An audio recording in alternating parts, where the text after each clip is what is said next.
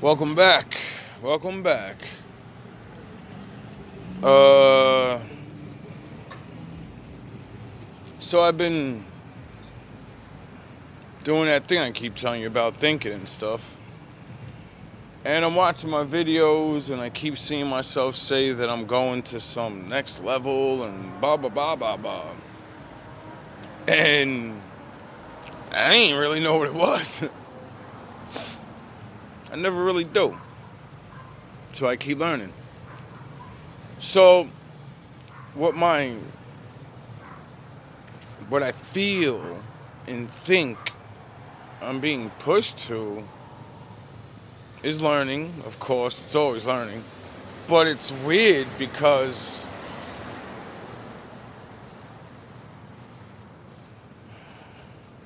I kind of was learning about it and then stopped. Like, I learned about a lot of different cultures, all of them. And I stopped learning them because they wouldn't explain certain things about my reality. Or at least I didn't find it. And, so I kept going and going and going. And then, like I say all the time, I find the Bible.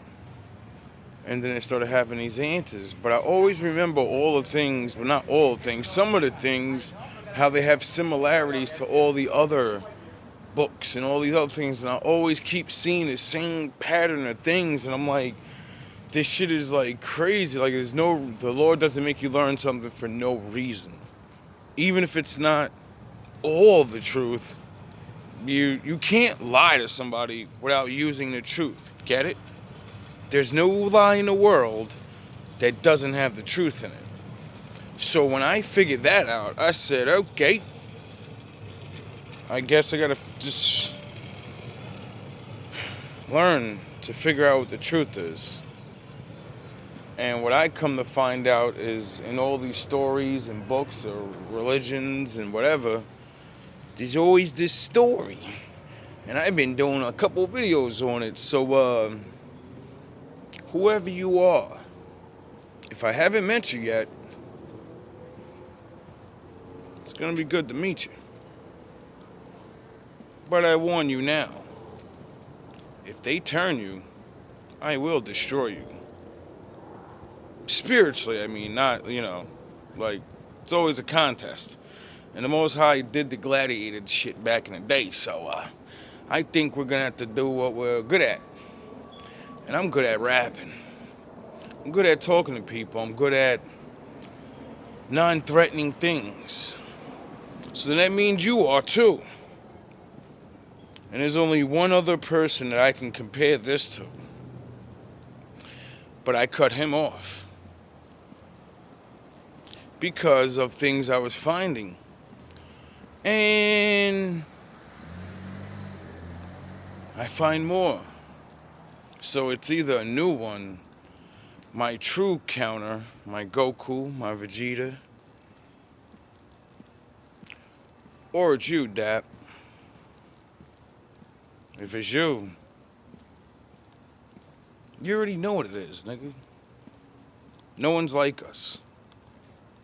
It's either one of us are better, and we got another counterpart out there waiting, and we were just the people to train each other up so we could meet the other counterpart.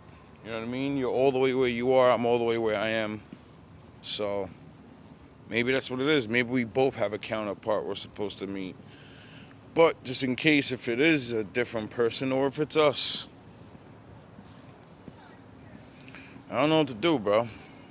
All I know is I keep finding these things. In 1907, Flinders Petrie's archaeology team discovered two mummies in Refa, Egypt. They were dubbed the Two Brothers and belonged to the 12th dynasty. Archaeologists classified them as Knumnacht, the Negroid brother, and Nektank, the non-Negroid brother. They were fascinating since there is so little evidence of mummification in the Middle Kingdom. Radiological pictures from the 1970s confirmed a significant anatomical difference between the two skulls, making it hard to think they were related. Scholars recreated their faces using clay on casts of the skull. They looked like this. Their coffin stated that Knumnacht, the Negroid brother, was a great Wayat priest of the local deity Knum, and his father and grandfather were all mayors, but Nektank was using clay on casts of the skull. They looked like this. Their coffin stated that Knumnacht, the Negroid brother, was a great Wayang priest of the local deity Khnum, and his father and grandfather were all mayors, but Nektank was simply the son of an unnamed mayor. Despite indicators of higher status and older presence in the land, Egyptologists claimed that Khnumnak was of foreign ancestry due to his Negroid features. Their mother, Khnumah, had 2 husbands. Later, DNA tests confirmed that they shared the same mother, but a different father. So yes, they were brothers. Now, there's a couple other things like that. But, like I said, next level shit. Now, I realize it's pushing me back to this Egyptian shit if y'all haven't been noticing.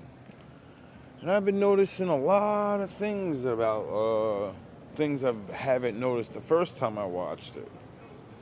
And things sound a little familiar.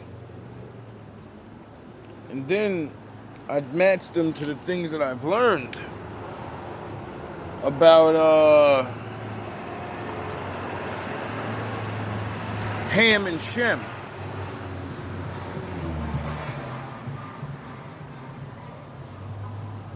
The most powerful god of Egypt, the moon, the god of Kemet, was known as the father of all gods. He was usually depicted wearing a crown of 2 plumes. His name meant the hidden one. He was known at an early date, as evidenced by references in the pyramid texts. His cult grew in Thebes, and was accelerated when Amenemhet I seized power and established the 12th dynasty. The expulsion of the Hyksos accelerated his rise because it was a vindication of both Egyptian and his power. During the New Kingdom, he earned the title King of the Gods. As the empire grew, he became a universal deity. Later, he will have an impact on the emergence of Zeus and Jupiter, the main deities of Greece and Rome. His popularity led Kemet to becoming a theocracy, and Amun's priesthood became the largest and most influential. It even resulted in the emergence of Theban priest kings during the 21st dynasty. By the 25th dynasty, he was the chief god of Kush. According to Kemetic priests, Amun originated and stayed in the mountain of Jebel Barkal in Sudan. So, according to the ancient Egyptians, the god of all their gods was a Nubian. Who was King Taharka? Taharka was a son of King Pia, the Nubian ruler, founder of the 25th dynasty who conquered Kemet in 740 BC. He ascended to the throne in Memphis around 690 BC. But his reign was tumultuous due to the Assyrians' threat to Kemet. Taharka fought them in numerous battles. To halt their expansion, he expanded his empire in the Near East. He's even mentioned in the Bible as the aid of Judah against Assyria's king Sennacherib. In 671 BC, Assyrian king Esarhaddon invaded the Sinai.